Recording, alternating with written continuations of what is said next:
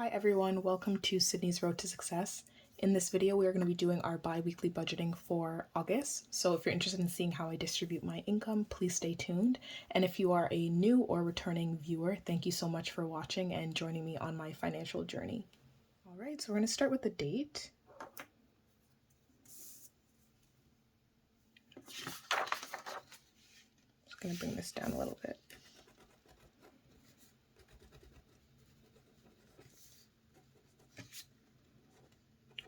Oh my gosh. There you go. So August 14th. Next, we're going to do our income source. So usual work. And I was actually paid August 12th in the amount of $2,139.33. That is the only income that we received for this pay period. So that is what we're going to put there. Account balances we're going to do later on. I did make some changes to this sheet as well. So I just added Scotiabank because as you'll see later on or in my next video when I do my cash stuffing, I am going to be doing some, they're not bill exchanges, but I'm going to be depositing some amounts. So you're going to see how I do that. So that's not going to be for right now. Now onto the monthly expenses. It's going to be our usual amounts.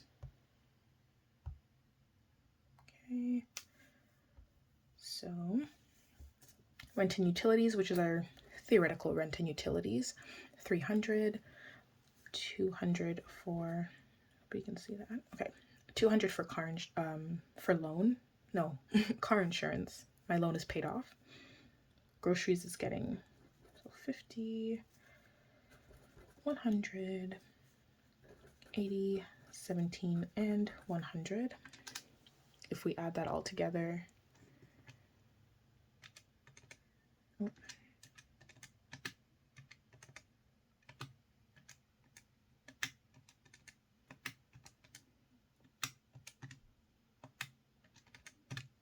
is $847. Okay, so it's $847.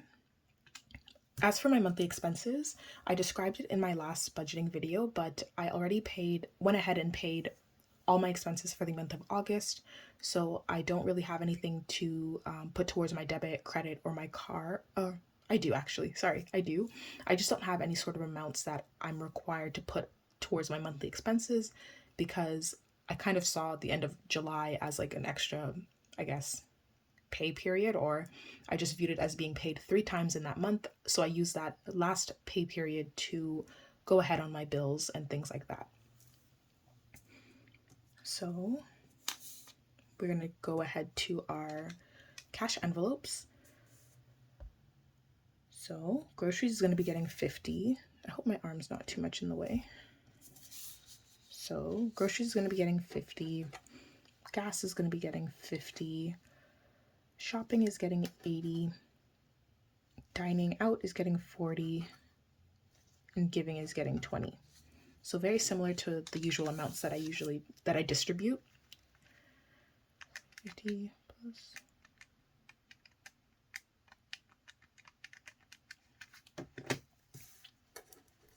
240. And then moving down here. So debit, I usually do my TFSA. I already paid that ahead, so I don't have to put anything towards that. Oh, there's a noise out there. Okay, as for the extra, I'm putting $29.33. It's an odd amount, but basically after I distribute, or when I plan ahead and kind of distribute how I want to put, or distribute the amounts I'm putting for the categories, any sort of extra amounts, I just put towards my debit.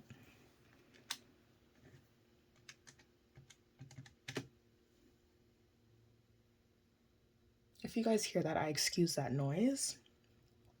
It's kind of it's like a humming, monotone humming noise, if you hear that. Okay, so $29.33. As for my credit card, I'm not putting anything towards that because I don't have anything to pay for it. Same for my car insurance. Next, we have rent. Rent is going to be getting 100. Emergency is also going to be getting 100. And car maintenance is also going to be getting 100. I like to stack these ones up as much as I can. Rent usually gets 150, but again, I'm ahead on that, so I'm comfortable with putting 100 right now. Health is going to be getting 50. Health, again, this amount fluctuates accordingly. If I want to put more, I can put more. If I want to put less, I can put less. It's kind of more for any sort of dental work I have to get done, prescriptions, things like that, or eye exams, etc. Then we're going to move down to student loans and fees. Okay, so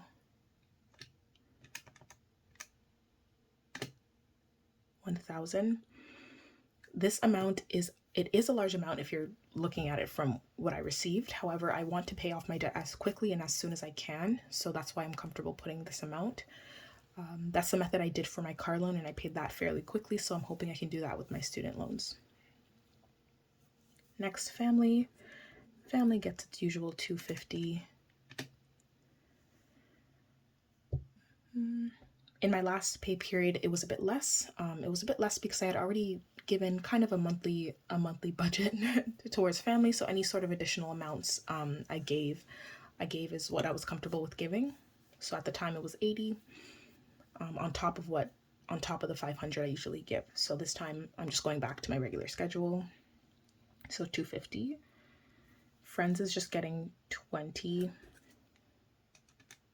because that's just what I'd like to give. The difference between friends and gifts, friends is more like if I'm supporting their small businesses or if I have any sort of gifts for their birthdays, whereas gifts is like more for bigger holidays. Speaking of gifts, that is also just going to get 50. Vacation is getting 60. Home and furniture is getting 40.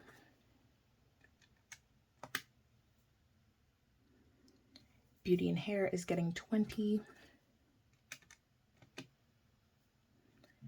Pets is getting 40. Miscellaneous is getting 20. And cash savings is getting 20. So cash savings used to be called, cash savings. I will correct myself on this. This is now going to be called, I thought I made the change, but I guess I didn't. This is going to be called cash savings. I will update that so it's not as unappealing, but for now it's going to be called cash savings. It used to be retirement. That's the only difference there. So for our total for this section, $1,899.33. If we add that to our cash envelopes, it makes $2,139.33, which is exactly what we have over there. Almost done. So we're going to go down to our debt, remaining the same for now based on what I've checked in the past. Don't necessarily want to be checking it right now. I will be making payments very soon and you're going to see how I do that. But for now, in my student loans, I have $13,284.10. No payments being made right now, and car loan is also finished. I will update this as well and remove this from my budgeting sheet for a total of $13,284.10. We're almost done over here. We just have to put in our account deposits, the deposit for the accounts. So checking is debit and car. Honestly, it's just 29.33. And then credit card is going to be 0. TFSA, also 0.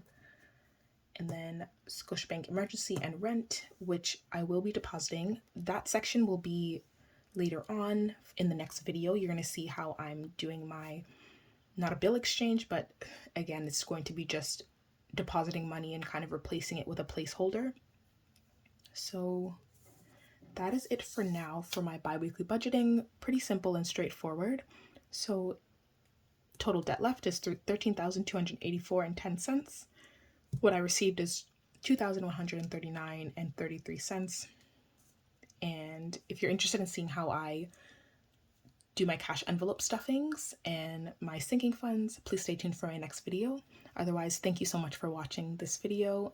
Subscribe if you're interested in seeing my content. Give it a like if you enjoyed watching, and comment down below if you have any sort of comments. So thank you so much. Take care.